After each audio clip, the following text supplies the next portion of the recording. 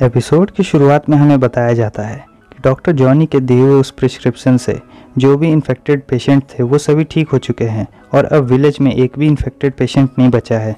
अब पैंडेमिक ख़त्म हो चुका है और सभी लोग जॉनी को शुक्रिया कह रहे होते हैं। अब सीन चेंज होता है, हमें 7 दिन बाद का सीन दिखाया जाता है जिधर हम देखते हैं कि जॉनी ट्रेनिंग कर रहा होता है। इधर वो अपने बॉडी पे कुछ लिक्विड टाइप गिराता है और फिर उसकी बॉडी उस सारे लिक्विड को एब्जॉर्ब कर लेती है। वो अपनी बॉडी को देखता है और कहता है मेरी वीक बॉडी कुछ दिनों की ट्रेनिंग में ही काफ़ी ज़्यादा स्ट्रांग हो चुकी है। ऑफ कोर्स मैं अपनी सिर्फ अपर बॉडी की बात नहीं कर रहा हूँ। उसके बाद वो काफ़ी ज़ोर से चिल्लाता है खड़े हो, और इधर हमें एक हाथी को दिखाया जाता है जो कि खड़ा हो जाता है। वो काफ़ी खुश हो जाता है और अपने मन में सोचता है कि इस छोटे से बंदे में भी अब जान आ गई है। ये एक आदमी की बॉडी के सबसे अच्छा एसेट होता है और तुम इसे कभी निराश नहीं कर सकते हो। तुम किसी को भी निराश करना लेकिन इसे निराश मत करना, समझ रहे हो। अभी वहाँ पर ली आती है और वो कहती है मेरे पास तुम्हारे लिए एक अच्छी खबर है। वहाँ पर एक रिपोर्टर आई है, वो उसके हाथी को खड़ा होते हुए देख लेती है और फिर उसके बाद वो काफ़ी अजीब सा चेहरा बनाती है। वो उसके हाथी पे एक ज़ोरदार का बोतल मारती है, बहुत ज़ोर से लगा होगा। वो कहता है धत्तेरी की, मुझे इसे खड़ा करने में बहुत टाइम लगा था, तुम आगे से इसके साथ कोई भी ऐसा व्यवहार मत करना। सीन चेंज होता है, हमें एक रिपोर्टर को दिखाया जाता है जिसका नाम होता है वैंग फैंसी। रिपोर्टर उससे कहती है कि प्लीज़ हमें माफ़ कर देना, हम बिना नोटिस दिए ही यहाँ पर आ गए, पर क्या तुम्हारे पास थोड़ा सा समय है ताकि तुम हमें इंटरव्यू दे सको। जॉनी उससे कहता है क्या तुम मुझे ढूंढ रही थी। फर्स्ट ऑफ ऑल मैं तुम्हें एक बात बता देना चाहता हूँ कि मैं कोई गॉड ऑफ डॉक्टर्स तो नहीं हूँ और मैं एक डॉक्टर भी नहीं हूँ, और दूसरी बात मेरे पास इस सभी चीज़ों के लिए टाइम बिल्कुल नहीं है। और फिर वो अपने मन में सोचता है जो इस बॉडी का ओरिजिनल होस्ट था उसे उसके दुश्मनों ने मार दिया था। अगर मैं ये इंटरव्यू दूंगा तो इसका चेहरा टेलीविज़न पे आ जाएगा। मुझे अपनी लोकेशन बिल्कुल नहीं बतानी होगी, वरना अगर वो सेम एनिमी फिर से वापस आ जाएगा तो मैं पक्का मारा जाऊंगा। अब जॉनी उस डॉक्टर और उस सीनियर डॉक्टर का नाम ले लेता है और कहता है कि आप लोग का उनका इंटरव्यू लेना चाहिए, मैं तो बस एक साधारण सा नागरिक हूँ, वो लोग हैं जिन्होंने ये सब किया था। रिपोर्टर कहती है मगर सभी लोग इस गांव में आपको गॉड ऑफ मेडिसिन कहते हैं और आप इससे भाग नहीं सकते हैं। ये इंटरव्यू आपको फेमस बना देगा, क्या आप क्रेडिट नहीं लेना चाहते हैं। वहाँ के सभी लोग कहने लगते हैं हाँ तुम ये इंटरव्यू दे दो, उसके बाद तुम फेमस हो जाओगे, फिर तुम्हें पैसों की कमी कभी नहीं होगी, ये तुम्हारे लिए एक बहुत अच्छी अपॉर्चुनिटी है। ली कहती है ये तो कमाल का है, तुम टेलीविज़न पर काफ़ी फेमस हो जाओगे। जॉनी कहता है बच्चे तुम यहाँ से जाओ और कहीं और जाके खेलो, इन सभी चीज़ों से तुम दूर रहो। रिपोर्टर कहती है देखो सभी लोग यहाँ पे तुम्हें डॉक्टर बुला रहे हैं और अब इसे छुपाना बंद करो।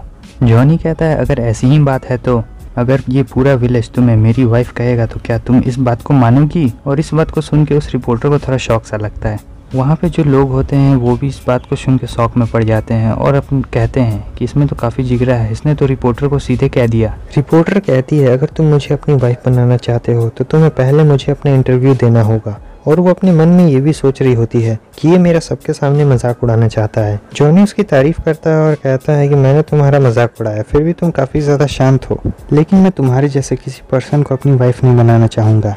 इधर ली अपने मन में सोच रही है हाँ ये बिल्कुल सही है, तुम उसके बिना ही अच्छे हो, मगर ये बंदा बहुत ज़्यादा अजीब है, ये किसी के साथ भी फ्लर्ट कर लेता है। तभी वहाँ पर वो सीनियर डॉक्टर आते हैं और कहते हैं कि यहाँ पे क्या चल रहा है, आखिर यहाँ पे इतने सारे लोग क्यों इकट्ठा हैं। जॉनी उनसे कहता है क्या आपने इसे बता दिया कि वो बीमारी कैसे ख़त्म हुई थी।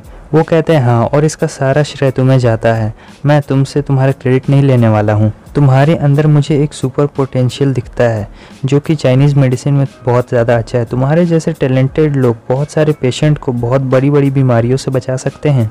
जॉनी कहता है ये डॉक्टर्स की ड्यूटी है, इससे मेरा कुछ भी लेना देना नहीं है, और तुम कैमरामैन ये फिल्मिंग करना बंद करो और जो टेप है वो मुझे दे दो। जॉनी अपने मन में सोचता है अगर ये टेप बाहर आ गई तो मैं सर्वाइव कैसे कर पाऊंगा, और जब मैं खुद ही नहीं बचूंगा तो मैं दूसरों को क्या बचाऊंगा।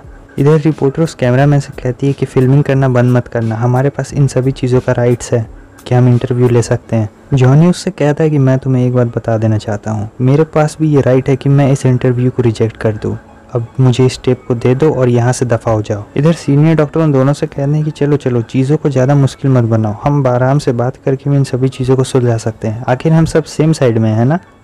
रिपोर्टर उन सीनियर डॉक्टर से कहती है अंकल मैं ऐसे एक्ट नहीं करना चाहती थी, मगर ये मुझ पर बहुत ज़्यादा भड़क रहा था, इससे क्या लगता है कि मैं कौन हूँ, एक भेड़िया। मैं तो बस यही चाहती हूँ कि ये बस मुझे अपना इंटरव्यू दे दे, ऐसा थोड़ा है कि मैं इसे मारना चाहती हूँ। जॉनी के पीछे एक बंदा होता है, वो उससे कहता है ये लोग तुम्हारा इंटरव्यू तुम्हारी भलाई के लिए ही कर रहे हैं, तुम्हें इतनी दूर तक इस बात को नहीं ले जाना चाहिए था। जॉनी अपने मन में सोचता है, मुझे लगा था कि मैं इस विलेज में थोड़े दिन के लिए और रुक पाऊंगा, लेकिन जब ये न्यूज़ बाहर फैल जाएगी तब ये पूरी आग की तरह फैलेगी और मुझे ये जगह अभी छोड़नी पड़ेगी। जॉनी उस रिपोर्टर से कहता है, तुम मेरे साथ घर में चलो, मुझे तुम्हें कुछ बताना है, और हाँ, सिर्फ तुम ही घर के अंदर आ सकती हो और कोई भी नहीं। वो कहती है, क्या? तुम मेरे साथ क्या करने वाले हो? क्या मुझे नीचा दिखाना सिर्फ तुम्हारे लिए काफ़ी नहीं था?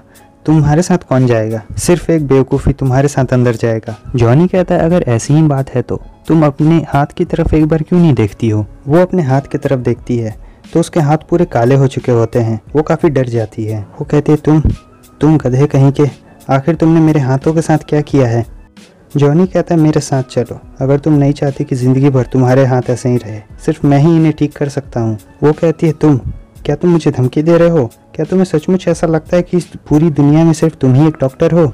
उसके बाद वो रिपोर्टर उस सीनियर डॉक्टर को अपने हाथों को देखने के लिए कहती है। वो सीनियर डॉक्टर उसके हाथ देखते हैं, लेकिन उन्हें भी कुछ समझ नहीं आ रहा होता है। वो कहते हैं, हाँ, मैं काफ़ी बूढ़ा हो चुका हूँ। मैं तुम्हें बस इतना बता सकता हूँ कि ये सभी बहुत सारे हर्ब्स, डिफरेंट तरह के हर्ब्स के मिक्सचर के क्लोज कांटेक्ट में आने से हुआ है। मुझे तो ये भी नहीं पता है कि किस तरह के हर्ब्स से ये रिएक्शन हुआ है,